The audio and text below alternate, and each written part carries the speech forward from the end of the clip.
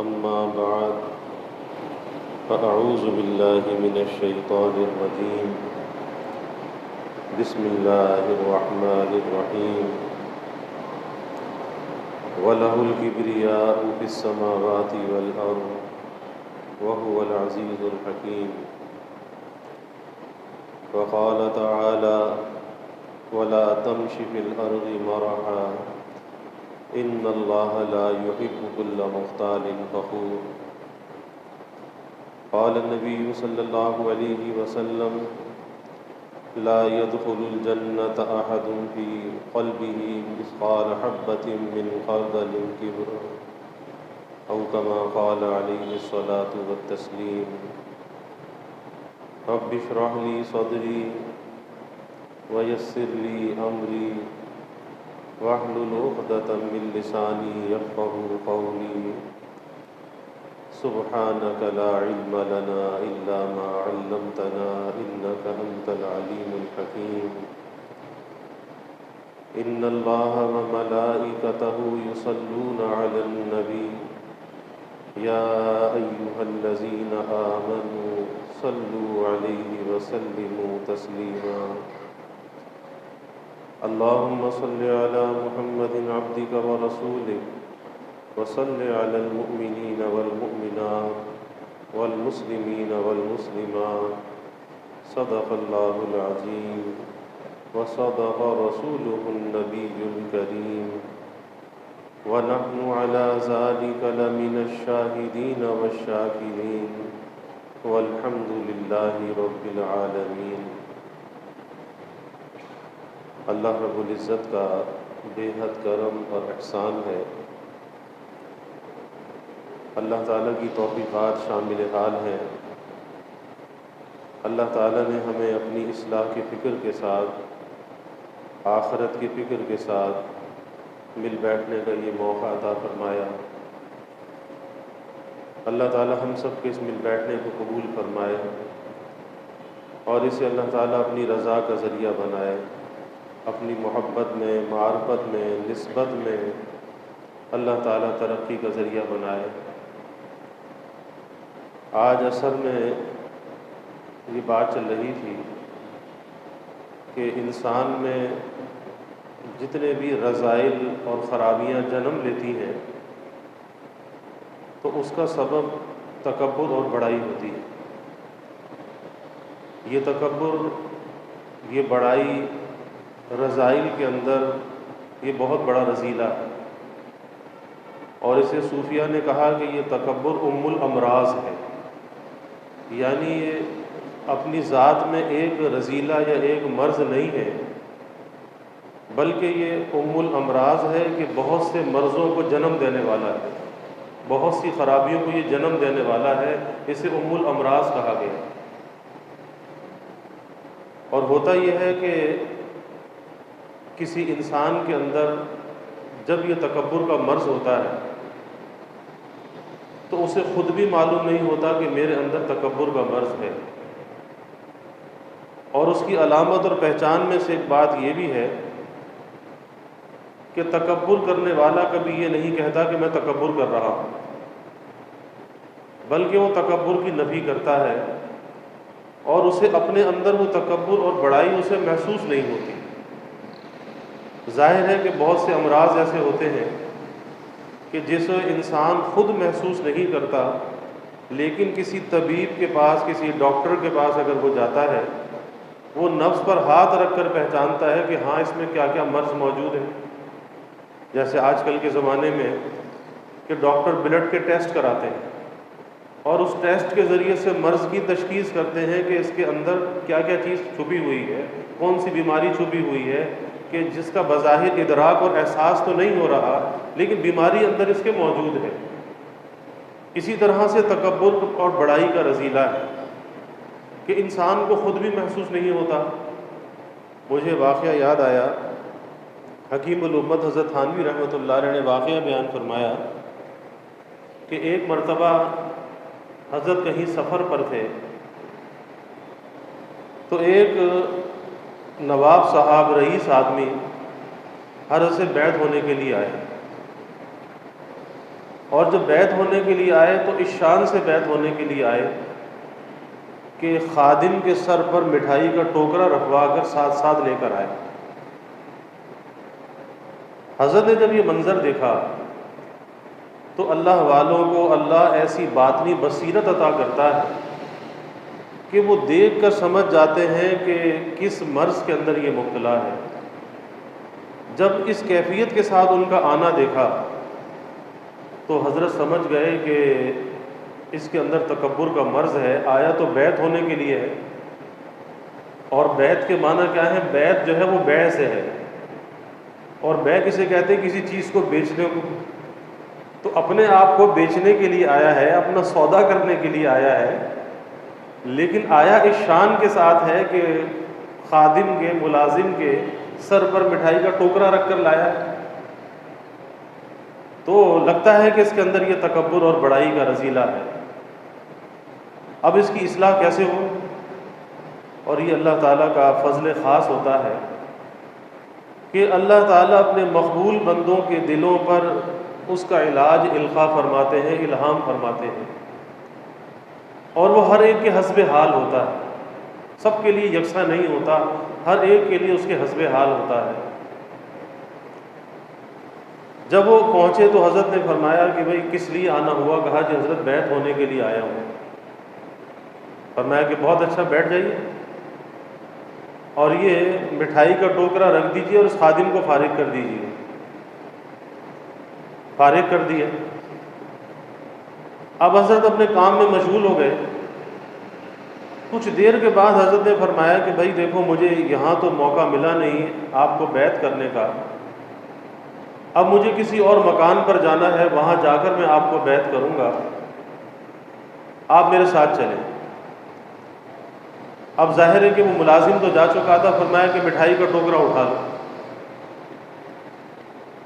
اب کہاں تو اس شان سے آئے تھے کہ مٹھائی کا ٹوکرا خادم کے سر پہ تھا، اب وہ مٹھائی کا ٹوکرا اٹھا کر ہاتھوں میں حضرت کے پیچھے پیچھے جا رہے ہیں،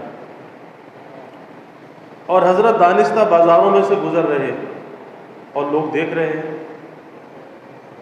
پھر کسی اور مکان پہ پہنچے، وہاں جا کر حضرت اپنی مصروفیت میں مشغول ہو گئے۔ پھر کچھ دیر کے بعد حضرت نے فرمایا کہ بھئی یہاں بھی موقع نہیں ملا، اب ایک اور جگہ مجھے جانا ہے، میں وہاں جا کر آپ کو بیعت کروں گا۔ پھر مٹھائی کا ٹوکرا اٹھا لیا اور پھر وہ مٹھائی کا ٹوکرا لے کر ساتھ ساتھ چلتے رہے۔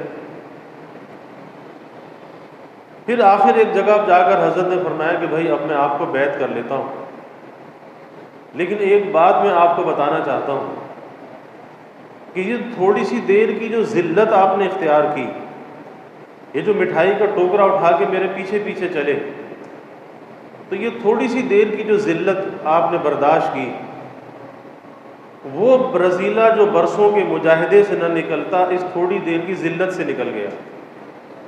اور وہ رذیلہ کیا تھا؟ وہ تکبر اور بڑائی کا مرض تھا۔ تو یہ تکبر اور یہ بڑائی کا جو مرض ہے، یہ انسان کے اندر مختلف انداز میں یہ لہریں اس کی اٹھتی رہتی ہیں اور اسے خود بھی محسوس نہیں ہوتا۔ اب اس تکبر کی علامت اور پہچان کیا ہے؟ اس تکبر کی علامت اور پہچان یہ ہے کہ انسان اپنی بڑائی کا معترف ہوتا ہے، اپنی بڑائی کا معترف، اور اس کے ساتھ ساتھ دوسروں کی حقارت دل کے اندر ہوتی ہے، دوسروں سے نفرت دل کے اندر ہوتی ہے، اپنی بڑائی پیش نظر ہوتی ہے اور دوسروں کی حقارت پیش نظر ہوتی ہے، دوسروں کو کم درجہ اور حقیر سمجھتا ہے اور اپنے کو دوسروں سے افضل اور بہتر سمجھتا ہے۔ تو یہ علامت ہے تکبر اور بڑائی کی۔ بھئی ہونا تو یہ چاہیے کہ انسان کس وجہ سے اپنے کو افضل اور بہتر سمجھ رہا ہے۔ امام غزالی رحمۃ اللہ علیہ نے اس کے 4 سبب بیان کیے کہ یہ 4 سبب ایسے ہیں کہ جس کی وجہ سے انسان کے اندر تکبر اور یہ بڑائی پیدا ہوتی ہے۔ ایک تو فرمایا کہ علم و تقویٰ کی وجہ سے، کوئی آدمی بڑا عالم ہے، بڑا مفتی ہے، یا بڑا عبادت گزار ہے، بہت نیک ہے، پارسا ہے، اب اس علم کی وجہ سے، اس تقویٰ کی وجہ سے انسان کے اندر تکبر اور بڑائی آ جاتی ہے۔ جیسے ایک واقعہ آتا ہے کہ ایک بہت عابد و زاہد شخص تھا، بڑا عبادت گزار، ایک بہت ہی گنہگار آدمی، ماضی کی امتوں کا واقعہ ہے۔ تو اس گنہگار آدمی نے یہ دیکھا کہ گرمی کا زمانہ ہے، شدت کی گرمی ہے، اور ایک بادل کی بدلی اس کے اوپر سایہ کیے ہوئے ہے۔ نیک آدمی ہے، بادل کی بدلی نے اس کے اوپر سایہ کیے ہوا ہے۔ اس نے کہا کہ چلو کچھ دیر میں بھی اس کے پاس جا کے بیٹھ جاتا ہوں، جتنی دیر بیٹھا رہوں گا تو گرمی کی تمازت سے، شدت سے بچا رہوں گا۔ تو وہ اس شخص کے پاس جا کر بیٹھ گیا، اس نیک آدمی کے پاس، اس عبادت گزار کے پاس، عابد و زاہد کے پاس۔ جب یہ اس کے پاس جا کر بیٹھا تو اس نے دیکھا تو بڑی حقارت کا برتاؤ کی، اور کہا کہ اٹھ میرے پاس سے، تو میرے پاس کیسے آیا؟ تو ایسا ایسا ہے، اور میں اتنا نیک اور پارسا، اور تو ایسا، اور تو میرے پاس آ کر بیٹھا۔ اسے اپنے پاس سے اٹھا دیا، اسے دھتکار دیا، اور جب اسے وہاں سے دھتکارا تو اللہ تعالیٰ نے اس وقت کے نبی کے پاس وحی بھیجی کہ ان دونوں سے کہہ دو کہ یہ از سر نو نئے سرے سے اعمال کریں، کہ اس گنہگار کے گناہ اللہ نے اس وجہ سے معاف کر دیے کہ وہ ایک نیک آدمی کے پاس آ کر بیٹھا تھا، اس کی صحبت کے لیے آ کے بیٹھا تھا، اور اس نے اسے دھکے لگا دیے، اس کے گناہوں کو معاف کر دیا۔ اب نئے سرے سے وہ اعمال کرے۔ اور یہ جو نیک آدمی تھا، عابد و زاہد تھا، اس نے اس بندے کے ساتھ حقارت کا برتاؤ کیا، نفرت کا برتاؤ کیا، تو اس کی جتنی بھی عبادت تھی وہ عبادت بھی اس کی صفر ہو گئی، ضائع ہو گئی۔ اب یہ بھی نئے سرے سے عمل کرے، کس وجہ سے؟ کہ اس کے اندر اپنی عبادت پر غرور اور گھمنڈ آ گیا۔ اور اللہ تعالیٰ قرآن پاک میں کیا فرماتے ہیں؟ فَلَا تُزَكُّوا أَنفُسَكُمْ هُوَ أَعْلَمُ بِمَنِ اتَّقَىٰ، کہ تم اپنے کو پارسا نہ سمجھو، پاکیزہ نہ سمجھو۔ یہ اللہ جانتا ہے کہ کون کتنا تقویٰ رکھنے والا ہے، کون کتنا اللہ کا ڈر رکھنے والا ہے۔ اور آج ہوتا یہی ہے کہ ہم دنیا کے اندر اس بات کے فیصلے کرنے لگتے ہیں کہ جی کون کیسا، کون کیسا، کسی کو گھٹا دیتے ہیں، کسی کو بڑھا دیتے ہیں، کسی کو زمین سے آسمان پہ پہنچا دیتے ہیں، اور کسی کو بالکل فرش سے عرش پہ گرا دیتے ہیں۔ تو یاد رکھیے کہ یہ دنیا کے اندر یہ فیصلے کرنا ہماری ذمہ داری نہیں ہے، یہ تو اللہ قیامت کے دن کرے گا۔ یہاں تو جو کرنے کا کام ہے وہ کرنا چاہیے، اور وہ کرنے کا کام کیا ہے جو یہاں پہ کرنا چاہیے؟ وہ ایک ہی کام ہے، اللہ کو راضی کرنا چاہیے۔ اور اللہ کو راضی اس طرح سے کرنا چاہیے کہ اللہ کی رضا والے اعمال کا اہتمام تو کرے، لیکن اسے توفیق اللہ کی سمجھے، کسی عجب اور بڑائی کے اندر مبتلا نہ ہو۔ میں نے نماز پڑھ لی، میں نے روزہ رکھ لیا، میں نے تہجد پڑھ لی، میں نے تلاوت کر لی، میں نے ذکر اذکار کر لیے، کیونکہ عبادت کے بعد بھی انسان کے اندر دعویٰ پیدا ہونے لگتا ہے۔ اب اس دعوے کا تریاق کیا ہے؟ کیونکہ شیطان یہ تو نہیں کہتا کہ نماز پڑھنا چھوڑ دیں، شیطان یہ تو نہیں کہے گا کہ تہجد پڑھنا چھوڑ دیں، شیطان اسے عجب میں مبتلا کرے گا، خود پسندی کے اندر مبتلا کرے گا، اور دوسرے کی حقارت اس کے دل کے اندر لے کر آئے گا۔ شیخ سعدی رحمۃ اللہ علیہ اپنے بچپن کا واقعہ بیان کرتے ہیں کہ میں اپنے والد کے ساتھ کہیں سفر پہ گیا، جب رات ہوئی کہیں سرائے میں کسی جگہ پر ٹھہرے، تو رات کو والد اٹھ کے تہجد پڑھنے لگے، اور میں بھی ان کے ساتھ تہجد پڑھنے لگا، بچے تھے چھوٹے، تو کچھ لوگ اور بھی وہاں پر موجود تھے، وہ سوئے ہوئے تھے۔ تو میں نے اپنے والد سے یہ کہا کہ دیکھو یہ عجیب لوگ ہیں کہ ہم تو نماز پڑھ رہے ہیں اور یہ سوئے ہوئے ہیں۔ تو میرے والد نے مجھ سے کہا کہ برخوردار، اس سے بہتر تھا کہ آپ نے یہ بات کی، اس سے بہتر تھا کہ آپ بھی سو رہتے، آپ یہ بات زبان پہ نہ لاتے۔ تو عبادت کے بعد شیطان انسان کے اندر دعویٰ پیدا کرتا ہے، علم کے بعد انسان کے اندر دعویٰ پیدا ہو جاتا ہے، اور اللہ کو دعویٰ کسی کا پسند نہیں ہے۔ اگر کوئی خوبی اور کمال انسان کو حاصل ہوا ہے، علم حاصل ہوا، تقویٰ حاصل ہوا، تو یہ سوچنا چاہیے کہ انجام کی تو مجھے خبر نہیں، انجام کیسا ہوگا، کیونکہ بھروسہ جو ہے وہ خاتمے کا ہے، خاتمہ کیسا ہوگا، اور ہم میں سے کسی کو معلوم نہیں کہ ہمارا خاتمہ کیسا ہوگا۔ تو پھر اپنی علم پر ناز کرنا، اپنی عبادت پہ ناز کرنا، اپنے تقویٰ پہ ناز کرنا، یہ کیسا؟ بلکہ ہونا تو یہ چاہیے کہ ایک بے چینی، بے کلی، پریشانی انسان کے اندر لگی رہے کہ نہ معلوم میرا خاتمہ کیسا ہوگا، نہ معلوم میرا انجام کیسا ہوگا۔ اس انجام کو سوچ کر انسان ڈرتا رہے، اور آج جو کچھ توفیق مل رہی ہے اس توفیق پر اللہ کا شکر ادا کرتا رہے، اور یہ شکر ایک تریاق ہے۔ جیسے کہتے ہیں سانپ اگر کسی کو کاٹ لے تو اس کا تریاق ہوتا ہے، تو اسی طرح سے یہ عجب، یہ خود پسندی، یہ ایک زہریلے اثرات اس کے اندر ہیں، اور اس کا تریاق کیا ہے؟ وہ شکر ہے کہ جب بندہ شکر کرتا ہے تو اپنے اوپر سے اس کی نظر ہٹ جاتی ہے، شیطان کی وہ کمر توڑ دیتا ہے، اور اس اپنے علم کو، فضل کو، کمال کو، عبادت کو اللہ کی طرف منسوب کر دیتا ہے کہ میں تو کچھ بھی نہیں، میرے اللہ کی توفیق ہے، میرے اللہ کا فضل ہے۔ تو پہلی چیز جس کی وجہ سے انسان کے اندر تکبر پیدا ہوتا ہے، بڑائی پیدا ہوتی ہے، وہ علم و تقویٰ کی وجہ سے ہوتی ہے۔ اس لیے اللہ انسان کو اگر کسی اچھائی کے ساتھ اگر موصوف کر دے، کوئی کمال، کوئی ہنر عطا فرما دے، کوئی منصب عطا فرما دے، تو اس کا حل یہی ہے کہ اسے اللہ کی عطا سمجھتا رہے اور ڈرتا اور لرزتا رہے کہ آج یہ توفیق میرے شامل حال ہے، نہ معلوم کل ہو یا نہ ہو، نہ معلوم یہ توفیق سلب نہ ہو جائے، یہ توفیق چلی نہ جائے۔ ڈرنے کا مقام ہے۔ ایک اللہ والوں کا واقعہ آتا ہے کہ ایک مرتبہ ذکر کرنے کے لیے بیٹھے، لیکن اللہ کا نام زبان پہ نہیں آتا۔ یہ جو ہم اللہ کا نام لے لیتے ہیں یہ اللہ کی توفیق سے ہے، اس میں ہماری کوئی خوبی نہیں ہے کہ زبان گنگ ہے، زبان پہ اللہ کا نام نہیں آتا، پریشان ہے، اللہ کے سامنے روئے دھوئے، یا اللہ یہ کیا ماجرا ہے کہ زبان پہ اللہ کا نام نہیں آتا؟ تو اللہ تعالیٰ کی طرف سے الہام ہوا کہ ماضی بعید میں کوئی تم سے گناہ ہوا تھا، کوئی تم سے خطا ہوئی تھی اور اس پر تم نے توبہ نہیں کی تھی، آج اس کی پاداش میں تمہاری زبان کو بند کر دیا گیا۔ ہماری نظر تو ماضی قریب پر ہوتی ہے نا، اور ماضی قریب کو دیکھ کر ہم کہتے ہیں جی ہم نے کون سی خطا کی ہے، ہم نے کون سا گناہ کیا ہے۔ ہمیں معلوم نہیں ہوتا کہ ماضی بعید میں انسان نے کچھ کیا ہوتا ہے اور اس کی پاداش کے اندر کسی آزمائش اور امتحان کے اندر مبتلا ہو جاتا ہے۔ اسی لیے تو کہا جاتا ہے استغفر اللہ ربی من کل ذنب واتوب الیہ، کہ جب اللہ سے توبہ کرو تو کل گناہوں پر توبہ کرو، ہر زمانے کے گناہوں پر توبہ کرو، نہ معلوم ماضی میں کوئی ایسی غلطی ہوئی ہو جو ہمیں یاد بھی نہ ہو۔ تو اس لیے اپنے کسی بھی علم کو، کمال کو، فضل کو، تقویٰ کو کبھی اپنی طرف منسوب نہ کرے، اللہ کی طرف منسوب کرے کہ یہ اللہ کی توفیق سے ہے۔ اور دوسری چیز جس کی وجہ سے انسان کے اندر تکبر اور بڑائی آتی ہے وہ حسب نسب ہوتا ہے۔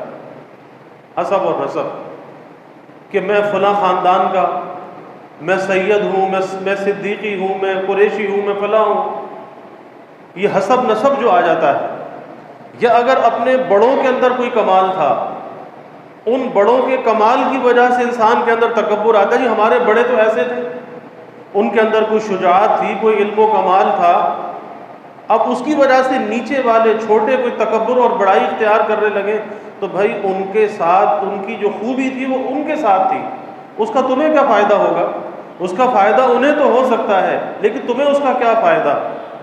اور دوسری بات یہ ہے کہ حسب نسب یہ انسان کی نجات کے لیے کافی نہیں ہے، کوئی چاہے کتنا ہی اعلیٰ حسب نسب رکھنے والا ہو لیکن یہ اس کی نجات کے لیے کافی نہیں ہے۔ اصل چیز تو اس کا نیک عمل ہے جو کام آنے والا ہے، حسب نسب کام آنے والا نہیں۔ اسی لیے اللہ نے قرآن میں کہا کہ ہم نے تمہیں ایک آدم سے پیدا کیا، اور کس لیے پیدا؟ یہ جو شناخت جو رکھی، یہ جو آپس میں جو شناخت رکھی، کس لیے رکھی؟ قبیلے بنائے، برادریاں بنائیں، یہ تو ایک تعارف کے لیے بنائی، شعوبا و قبائل لتعارفوا، کہ یہ قبیلے، یہ برادریاں، یہ کس کے لیے؟ تعارف کے لیے، پہچان کے لیے، یہ کوئی فخر کرنے کے لیے نہیں ہے۔ یہی وجہ ہے کہ اسلام عصبیت کی، لسانیت کی نفی کرتا ہے، رنگ و نسل کی نفی کرتا ہے۔ وہ اسلام سب کو ایک لڑی کے اندر پروتا ہے کہ مسلمان اگر ہے، مسلمان آپس میں بھائی ہیں، چاہے وہ کوئی زبان بولنے والا ہو، کسی علاقے کا رہنے والا ہو، کسی رنگ و نسل سے اس کا تعلق ہو، لیکن اگر وہ کلمہ گو ہے تو انما المؤمنون اخوہ، کہ مسلمان آپس میں بھائی بھائی ہیں، بس یہ بھائی چارے کا رشتہ ہونا چاہیے۔ لیکن اللہ کے نزدیک یہ جو تعارف جو ہے، یہ برادریاں اور قبیلے جو ہیں، تو یہ کسی احترام کا ذریعہ نہیں ہے۔ ان اکرمکم عند اللہ اتقاکم، کہ اللہ کے نزدیک مکرم وہ ہے جو صاحب تقوی ہے، اللہ سے ڈرنے والا ہے، وہ اللہ کے نزدیک مکرم ہے۔ تو یہ قبیلے، یہ برادریاں، یہ حسب نسب، یہ صرف ایک تعارف کی حد تک تو ہو سکتا ہے، لیکن یہ فخر کرنے کی چیز نہیں ہے کہ اگر انسان صرف اسی پر فخر کر کے بیٹھ جائے کہ میں فلاں خاندان کا، فلاں قبیلے کا اور میں سادات میں سے، تو یہ چیز اس کے لیے نجات کا ذریعہ نہیں ہو سکتی، اس لیے کبھی اس پہ فخر نہیں کرنا چاہیے۔ اور تیسری چیز کیا ہے جس پر آدمی تکبر اور بڑائی کو اختیار کرتا ہے؟ وہ مال و دولت، کہ جب مال آتا ہے تو اپنے ساتھ آزمائش اور امتحان بھی لاتا ہے، اور یہ مال کی جو آزمائش ہے نا، یہ بہت سخت آزمائش ہے، کیونکہ جب مال کی کثرت اور فراوانی ہوتی ہے تو پھر انسان اپنے اللہ کو بھولنے لگتا ہے، اس کی زندگی کے اندر غفلت بڑھنے لگتی ہے، اس کے دین کے اندر کمزوری آنے لگتی ہے، اور یہ مال اسے فخر کے اندر مبتلا کر دیتا ہے۔ یہی وجہ ہے کہ پھر وہ سوچتا ہے میرا مکان بھی عالیشان ہو۔ ایک تو عالیشان اس لیے ہو کہ چلو اپنی ذات کو، اپنی بیوی بچوں کو کوئی سہولت حاصل ہو، اس نیت سے ہو، لیکن ایک اس نیت سے ہو کہ جی دوسروں پر فخر کرنے کے لیے، دوسروں پر جتلانے کے لیے، اپنی مالداری کو ظاہر کرنے کے لیے، میری گاڑی بھی بڑی قیمتی ہونی چاہیے، میرا لباس بھی بڑا قیمتی ہونا چاہیے۔ اور یہ چیز ایسی ہے کہ جب انسان اس حرص میں لگ جاتا ہے کہ دوسروں کو نیچا دکھانا، اپنے کو بڑھانا، تو ساری زندگی اس کی بے سکونی کے ساتھ گزرتی ہے، پریشانی کے ساتھ گزرتی ہے۔ عبداللہ ابن مبارک رحمۃ اللہ علیہ بہت مالدار آدمی تھے، تو اپنا واقعہ خود بیان کیا، فرمایا کہ پہلے میں مالدار لوگوں کی بستی میں رہتا تھا، خود بھی مالدار تھے، تو میری کوشش یہ ہوتی تھی کہ اعلیٰ سے اعلیٰ چیز میں استعمال کروں، اور ایسی چیز میں استعمال کروں کسی دوسرے کے پاس وہ چیز نہ ہو۔ تو فرماتے تھے کہ میں بہت قیمتی گھوڑا خرید کے لاتا تھا، کچھ دنوں کے بعد میرا پڑوسی اس سے بہتر گھوڑا لے آتا تھا، تو مجھے بڑی تکلیف ہوتی تھی۔ میں قیمتی سے قیمتی لباس بنواتا تھا، پہنتا تھا، میرا پڑوسی اس سے زیادہ قیمتی لباس بنوا لیتا تھا، مجھے تکلیف ہوتی تھی۔ پھر فرماتے ہیں کہ میں نے اس بستی کو چھوڑا، کیونکہ اتنا کچھ کرنے کے باوجود پریشان رہے، اسی پریشانی میں رہے کہ اس کے پاس مجھ سے بہتر کیوں ہے۔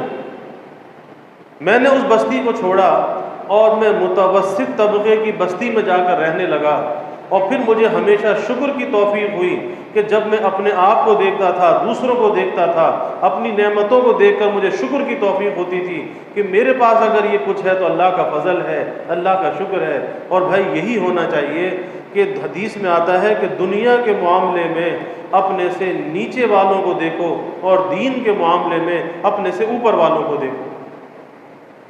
اور آج ہوتا کیا ہے؟ آج ہوتا یہ ہے کہ دنیا کے معاملے میں ہم اپنے سے اوپر والوں کو دیکھتے ہیں۔ آج جمعے میں بھی یہ بات عرض کر رہا تھا کہ اپنے سے اوپر والوں کو دیکھتے ہیں، اور پھر حرص و ہوس کی ایک دوڑ لگ جاتی ہے کہ اچھا یہ اتنا مالدار ہے تو مجھے اس سے زیادہ مالدار ہونا چاہیے۔ ارے بھائی دنیا کی مالداری بھی کوئی مالداری ہے، اصل مالداری تو آخرت کی ہے۔ تو اللہ سے غنائے قلبی مانگنا چاہیے کہ اللہ دل کے اندر ایسا غنا عطا فرما دے کہ انسان اللہ کے دیے ہوئے رزق پر راضی ہو جائے، اس کے اندر حرص و ہوس نہ ہو، وہ کسی ناجائز چیز کے پیچھے نہ بھاگے، ناجائز ذرائع کو اختیار نہ کرے، بس اللہ کے دیے ہوئے رزق پر وہ راضی رہے۔ یہ اس کے اندر قناعت ہونی چاہیے، اللہ پر بھروسہ ہونا چاہیے۔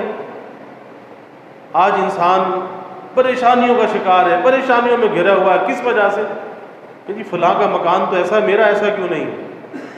اور اس کا کھانا پینا ایسا تو میرا ایسا کیوں نہیں ہے؟ اس کے بچے اتنے ایسے اور میرے بچے ایسے کیوں نہیں ہیں؟ بھائی اللہ کی تقسیم ہے، اللہ کا نظام ہے، اللہ کسی کو کچھ دیتا ہے، کسی کو کچھ دیتا ہے، اور جس کو اللہ جو کچھ دے پھر اسے دوسرے پر نظر نہیں کرنی چاہیے، بلکہ اپنی نعمتوں کی قدر کر کے اپنی نعمتوں پر راضی رہنا چاہیے کہ جو مجھے دیا بس میرے حق میں یہ بہتر ہے، جیسا بھی دیا میں اللہ کی رضا میں راضی، زندگی بڑی سکون کے ساتھ گزرے گی۔ تو یہ جو مال و دولت ہے، یہ مال و دولت یہ تکبر اور بڑائی کرنے کی چیز نہیں ہے کیونکہ دنیا کے اندر ایسی مثالیں موجود ہوتی ہیں کہ مال میں گھاٹا آ جاتا ہے، نقصان آ جاتا ہے، مال چوری ہو جاتا ہے، کوئی ایسا حادثہ پیش آ جاتا ہے کہ دینے والا ہاتھ لینے والا ہاتھ بن جاتا ہے۔ دنیا میں ایسی مثالیں موجود ہیں کہ رات کو سویا تھا کچھ اور جب صبح ہوئی تو کیا سے کیا ہو گیا۔ آپ دیکھ لیجیے ایسے ایسے واقعات پیش آئے۔ جب چند سال پہلے ہمارے ہاں یہ ایبٹ آباد اور بالا کوٹ میں جب زلزلہ آیا، اس وقت بہت سے لوگوں کی کہانیاں سامنے آئیں کہ جو بڑے بڑے مالدار تھے، جن کے بڑے بڑے بینک بیلنس تھے، یہ کیفیت ہو گئی کہ ایک زلزلے کے جھٹکے میں کہ وہ لینوں کے اندر لگ کے راشن لیتے تھے۔ تو کیا یہ مال کوئی ناش کرنے کی چیز ہے؟ ارے بھائی مال اگر اللہ نے کسی کو دیا ہے تو اس پر اللہ کا شکر ادا کرنا چاہیے اور ڈرتے رہنا چاہیے کہ آج یہ ہے اور کل یہ میرے پاس نہیں ہے۔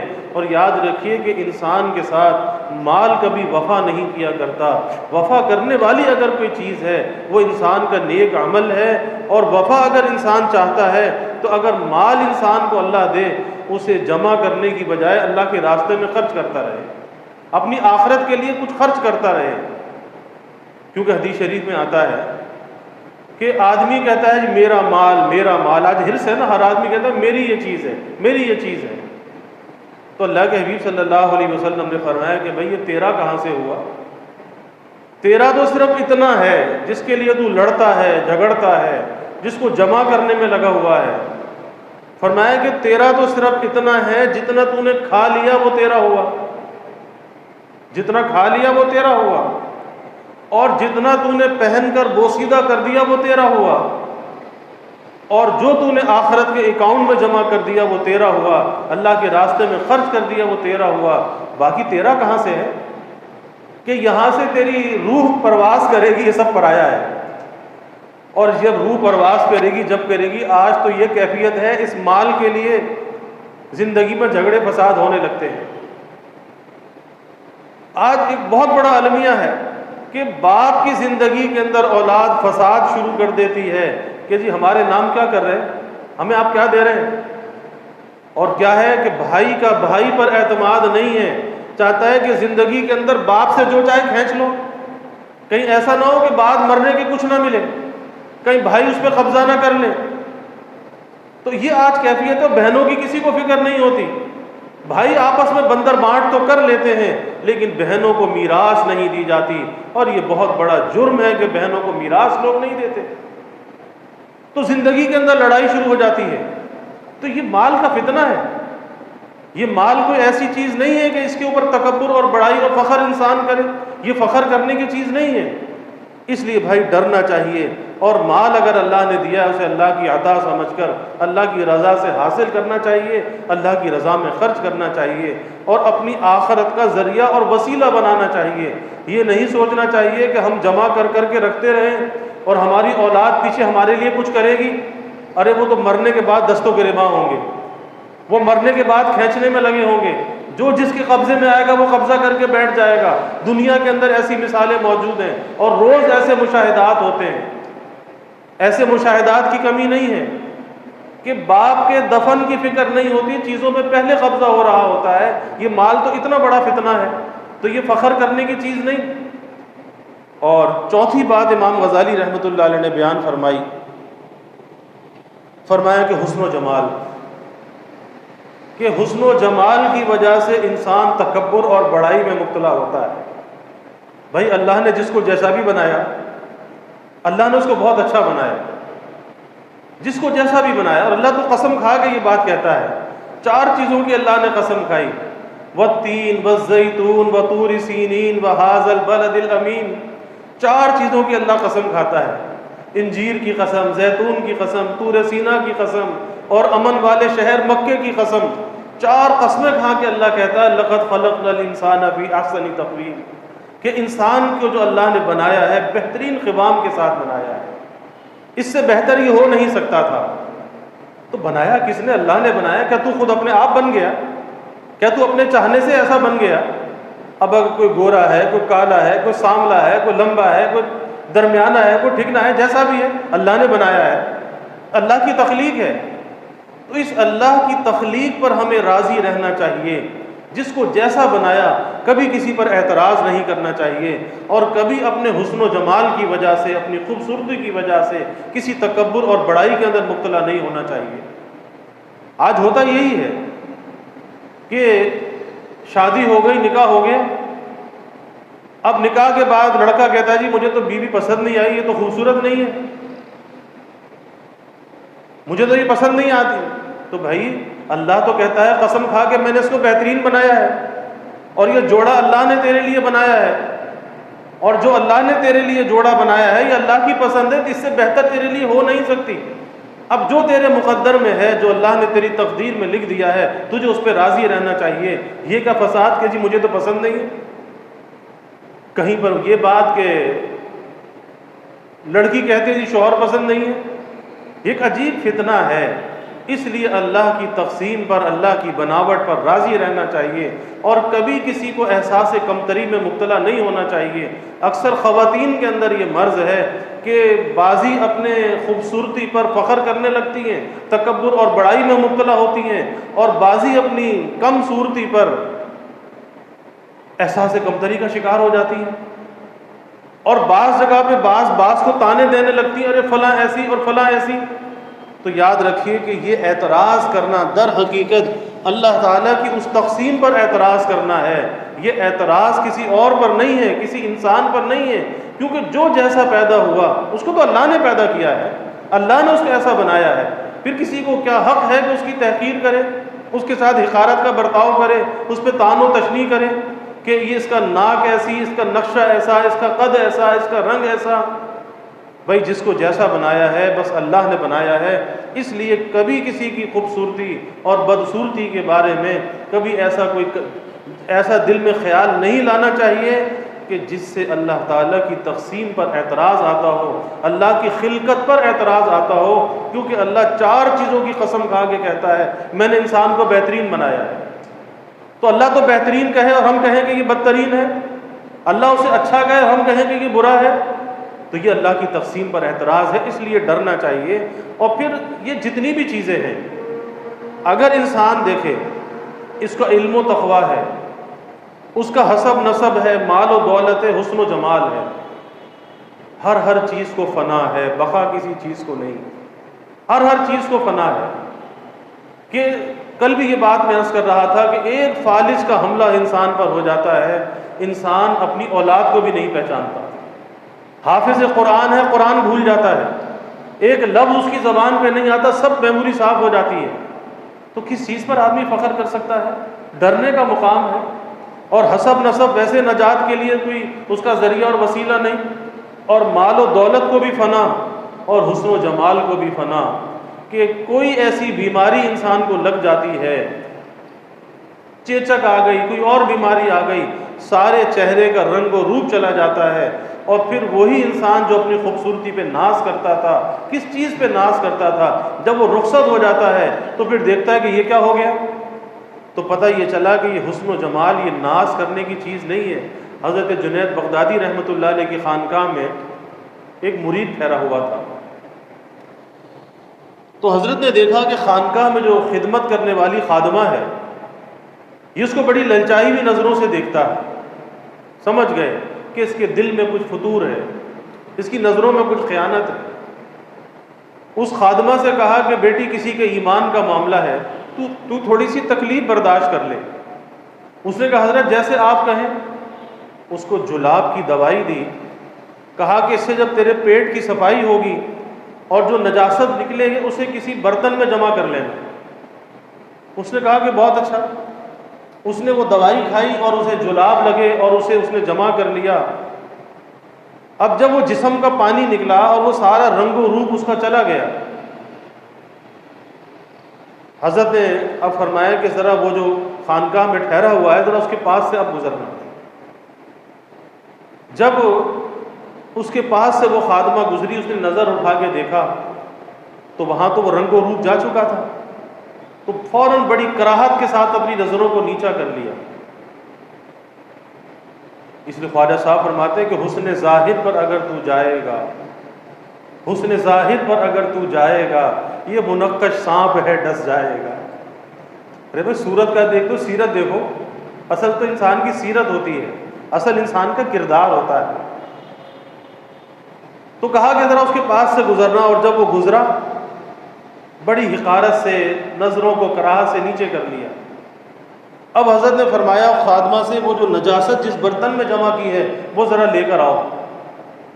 وہ لے کر آئی، اس کے سامنے رکھی، فرمایا کہ دیکھ جب تک یہ نجاست اس کے جسم میں تھی تو بڑی للچائی ہوئی نظروں سے اسے دیکھتا تھا، اور جب یہ نجاست اس کے جسم سے نکل گئی اب تو اس کے چہرے کو دیکھ کر تیرے اندر کراہت آ گئی، تو نے حقارت سے نظروں کو پھیر لیا، تو اس پر عاشق نہیں تھا، دراصل اس نجاست کے اوپر عاشق تھا کہ جب تک اس کے اندر تھی تو للچائی ہوئی نظروں سے دیکھ رہا تھا، اور جب یہ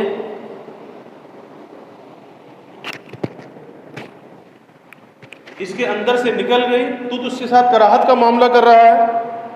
تو بھائی حقیقت یہی ہے کہ حسن و جمال جو ہے وہ کبھی یکساں نہیں رہتا، اس لیے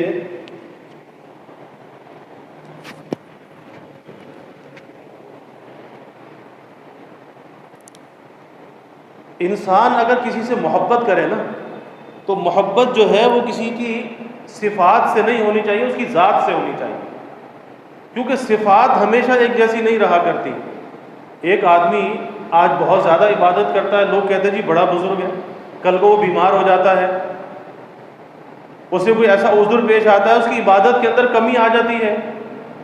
اب اس عذر کی وجہ سے اگر کمی آئی تو اللہ اس کے اجر کو بند نہیں کرتا، اللہ تو اس کے اجر کو لکھتا رہتا ہے، فرشتوں سے کہتا ہے کہ لکھتے رہو۔ لیکن جو کسی صفت کی وجہ سے کسی کا معتقد ہوتا ہے، کہتا اچھا پہلے تو بڑی یہ عبادت کرتا تھا اب تو یہ عبادت نہیں کرتا، تو وہ صفاتی محبت جو ہے وہ ختم ہو جاتی ہے اور ذاتی محبت باقی رہتی ہے۔ اس لیے کسی سے محبت ہو تو اللہ کے لیے ہونی چاہیے، ذاتی محبت ہونی چاہیے، صفاتی محبت نہیں ہونی چاہیے۔ اسی طریقے سے بعض لوگ وقار، تکبر کا نام لوگوں نے وقار رکھا ہے، کہتے ہیں یہ تو بڑے وقار کی بات ہے، وقار والا ایک انداز ہے۔ تو یاد رکھیے کہ وقار جو ہے یہ تو تواضع کا شعبہ ہے، وقار کا تکبر سے کوئی تعلق نہیں ہے۔ وقار کی علامت اور پہچان یہ ہے کہ جتنا جتنا انسان کے اندر تواضع بڑھتی جاتی ہے اتنا اس کی زندگی کے اندر سکوت اور سکون بڑھتا جاتا ہے، اور یہ سکوت اور سکون اگر زندگی کے اندر بڑھتا جا رہا ہے تواضع کی وجہ سے تو یہ ایک وقار کی علامت ہے۔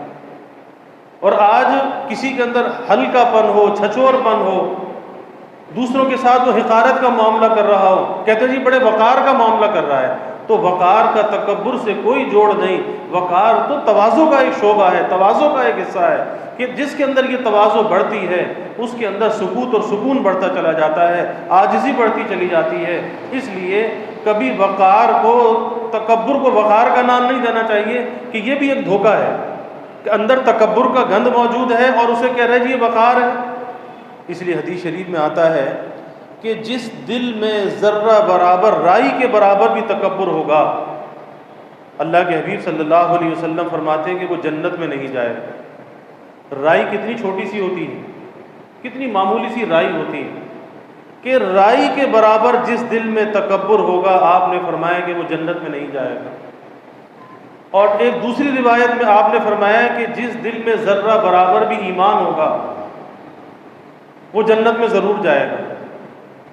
اب ان دونوں حدیثوں کا موازنہ کر کے مجدد تھانوی رحمۃ اللہ علیہ نے ایک بات فرمائی کہ ایک طرف تو یہ بات ہے کہ جس دل میں رائی کے برابر تکبر ہوگا وہ جنت میں نہیں جائے گا، اور ایک طرف یہ بات کہ جس میں ذرہ برابر بھی ایمان ہوگا وہ جنت میں ضرور جائے گا۔ تو ان دونوں باتوں کا، دونوں احادیث کا نتیجہ یہ نکالا کہ جس دل میں رائی کے برابر تکبر ہوگا اس میں ایمان نہیں ہوگا، اس میں ایمان نہیں ہوگا۔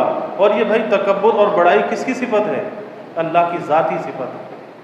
یہ تکبر اور بڑائی کس کو زیبا ہے؟ یہ اللہ کو زیبا ہے، یہ مخلوق کے لیے نہیں۔ یہی وجہ ہے کہ جب کوئی انسان تکبر اور بڑائی کو اختیار کرتا ہے اللہ کو غصہ آتا ہے۔ حدیث قدسی ہے، اللہ کہتا ہے کہ یہ تکبر، یہ عظمت، یہ تکبر میری چادر ہے، کبریائی میری چادر ہے اور عظمت میری ازار ہے، اگر کوئی یہ مجھ سے لینا چاہے گا میں اس کی گردن توڑ دوں گا، یعنی میں اس کو ذلیل و رسوا کر دوں گا۔ اور تکبر کرنے والا ہمیشہ ذلیل و رسوا ہوتا ہے۔ اس لیے حدیث میں آتا ہے کہ جو آدمی اپنی نظر میں اپنے کو بڑا سمجھتا ہے، ایک تو وہ ہے جو اللہ کے لیے تواضع اختیار کرے، اپنے کو کمتر سمجھے، تو اللہ کی نظر میں وہ معزز اور مکرم ہوتا ہے کہ جو اللہ کے لیے اپنے کو مٹاتا ہے۔ لیکن جو اپنے کو بڑا سمجھے اور مخلوق کو گھٹیا سمجھے، اپنی نظر میں تو یہ بڑا ہے لیکن لوگوں کی نظر میں یہ حقیر ہے، اور اتنا حقیر ہے جیسے کلاب و خنازیر کے برابر یہ لوگوں کی نظر میں حقیر ہے۔ اس لیے بھائی کبھی کسی سے حقارت کا معاملہ نہیں کرنا چاہیے، بلکہ ہمیشہ عاجزی سے، انکساری سے، لوگوں سے تواضع کے ساتھ پیش آنا چاہیے، کیونکہ متکبر قیامت کے دن حدیث میں آتا ہے کہ زمین پر اکڑ کے چلنے والا، اللہ تعالیٰ فرماتے ہیں نا وَلَا تَمْشِ فِي الْأَرْضِ مَرَحًا، کہ زمین پر اکڑ کر نہ چل، ان اللہ لا يحب كل مختال فخور، کہ بے شک ہر تکبر کرنے، فخر کرنے والے کو اللہ دوست نہیں رکھتا۔ اور جب دوست نہیں رکھتا تو کیا مطلب؟ دوست نہیں تو پھر وہ دشمن ہے، کیونکہ وہ تو اللہ کی صفت کو اختیار کر رہا ہے۔ تو اللہ اس کو دوست نہیں رکھتا جو زمین پہ اکڑ کے چلتا ہے، تکبر اور بڑائی کو اختیار کرتا ہے۔ فرمایا کہ قیامت کے میدان میں، میدان حشر میں، یہ تکبر کرنے والے، زمین پر اکڑ کے چلنے والے، لوگوں سے حقارت کا برتاؤ کرنے والے، اللہ کے حبیب صلی اللہ علیہ وسلم نے فرمایا کہ یہ اس دن مثل چیونٹیوں کے ہوں گے اور اہل محشر کے پیروں میں رند رہے ہوں گے۔ اتنی ذلت قیامت کے میدان میں ہوگی۔ اس لیے بھائی چاہے مرد ہو یا خواتین ہو، عاجزی اور تواضع کو اختیار کرنا چاہیے، کیونکہ تکبر کا علاج یہ ہے کہ انسان عاجزی کو اختیار کرے۔ ایک ہے کسی چیز میں اپنے کو اکمل سمجھنا اور ایک ہے افضل سمجھنا، دونوں کے اندر فرق ہے۔ مثلا ایک نابینا ہے اور ایک بینا ہے، اب اس نابینا کے مقابلے میں بینا اپنے کو اکمل تو کہہ سکتا ہے لیکن افضل اپنے کو نہیں کہہ سکتا۔ ایک آدمی عالم ہے، علم کی نسبت اس کے ساتھ لگی ہوئی ہے، اور ایک آدمی جاہل ہے، تو عالم اس سے اکمل تو ہے لیکن اپنے کو افضل نہیں کہہ سکتا، کیونکہ افضلیت کا جو معیار ہے وہ دنیا کے اندر کسی کو معلوم نہیں، وہ تو اللہ ہی جانتا ہے کہ کون افضل ہے اور کون مفضول ہے۔ تو اکمل اور چیز ہے اور افضل یہ اور چیز ہے۔ اس لیے بعض اوقات یہ دھوکہ ہو جاتا ہے کہ انسان کسی صفت کے اندر دوسرے سے اپنے کو جب بہتر پاتا ہے، اپنے کو اس سے افضل سمجھنے لگتا ہے، تو اپنے کو افضل نہیں سمجھنا چاہیے۔ ہاں اکمل وہ سمجھ سکتا ہے، اکمل سمجھنے میں کوئی حرج نہیں، اور اس کا علاج یہ ہے کہ جن وجوہات کی بنا پر، جن صفات اور خوبیوں کی بنا پر انسان کے اندر تکبر اور بڑائی پیدا ہوتا ہے، اس کی حقیقت میں غور کرنا چاہیے۔ اس کی حقیقت کیا ہے؟ اللہ کی عطا ہے، اللہ نے دی ہے جبھی تو ملی ہے، اور جب اللہ کی عطا ہے تو جو ذات دینے پر قادر ہے وہ لینے پر بھی قادر ہے، چھین لینے پر قادر ہے، وہ ذات واپس لے سکتی ہے۔ تو بجائے اس کے کہ انسان اترانہ پن کا شکار ہو جائے، تکبر اور بڑائی کا شکار ہو جائے، اسے تو ڈرتے رہنا چاہیے کہ اس نعمت کے بوجھ کو میں سنبھال سکوں گا یا نہیں، کہیں میری نالائکی کی وجہ سے یہ نعمت مجھ سے چھن نہ جائے۔ تو نعمت کے زوال کا ڈر لگا رہنا، اس کے چھن جانے کا ڈر لگا رہنا، یہ بھی شکر کے اندر داخل ہے کہ آدمی ڈرتا رہے، لرزتا رہے کہ آج یہ نعمت میرے پاس ہے، کل یہ نعمت میرے پاس نہ ہو۔ اس لیے ڈرتے رہنا چاہیے، اور ڈرنے والے کی اللہ حفاظت کرتا ہے۔ اور دوسری بات یہ کہ اس پہ اللہ کا شکر ادا کرنا چاہیے کہ جو اللہ نے خوبی اور کمال دیا ہے، یا اللہ ہی تیرا شکر ہے، تیری توفیق ہے، تیری عطا ہے، اور اس کیفیت کے ساتھ شکر کرنا چاہیے کہ یا اللہ میں تو اس کا اہل نہیں تھا، یا اللہ میں تو اس کے قابل نہیں تھا، اے اللہ تو نے مجھ پہ فضل فرمایا۔ اس دل کی کیفیت کے ساتھ اللہ کا شکر ادا کرنا چاہیے کہ اس نعمت کا اپنے کو اہل نہیں سمجھنا چاہیے، کیونکہ جہاں اہلیت اگر آ گئی تو دعویٰ پیدا ہو جائے گا کہ میرا کوئی حق تھا جو مجھے مل گیا، تو دعویٰ آ جائے گا۔ تو اس کیفیت کے ساتھ کہ یا اللہ میں اس کا اہل نہیں تھا، تو نے مجھ پہ فضل فرمایا، اے اللہ تو اس نعمت کی حفاظت فرما، اس نعمت میں برکت و ترقی عطا فرما۔ تو جب اس طرح سے انسان اللہ کا شکر ادا کرے گا، اپنے کو اس نعمت کا اہل نہیں سمجھے گا، اللہ کی عطا سمجھے گا، اللہ کے سامنے جھکا رہے گا، عاجزی آئے گی، تواضع پیدا ہوگی، اور یہ تواضع ضد ہے تکبر کی، کیونکہ انسان دو کیفیتوں کے درمیان ہوتا ہے، یا تکبر اس کے اندر ہوگا یا تواضع ہوگی۔ اور بھائی تکبر ایک رذیلہ ہے، ایک بیماری ہے، اور تواضع ہی اللہ کو پسند ہے کہ جو اللہ کے لیے انسان اپنے کو مٹاتا ہے، اللہ اسے رفعت اور بلندی عطا فرماتا ہے۔